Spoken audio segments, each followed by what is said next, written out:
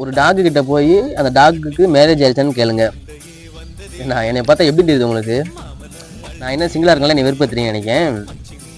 சரி வாங்க போய் கேட்டு அந்த டாக் என்ன சொல்லணும்னு தெரிஞ்சுக்கலாம், வாங்க போகலாம். ஸோ நீங்கள் சொன்ன மாதிரி நாய்கிட்ட வந்தாச்சு, கேட்போம். சின்ன நாய் தான், அடுத்த ஒரு பெரிய நாய் இருக்குது, அதை கேட்போம். கல்யாணம் ஆயிடுச்சா உங்களுக்கு?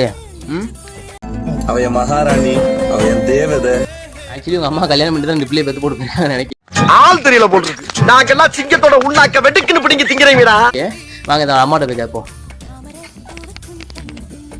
ஸோ வாங்க இதான் அதோட அம்மா, இதுத்தையும் கேட்டுருவோம்.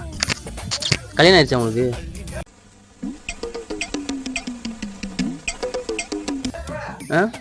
கல்யாணம் ஆயிடுச்சா ஆகலையா?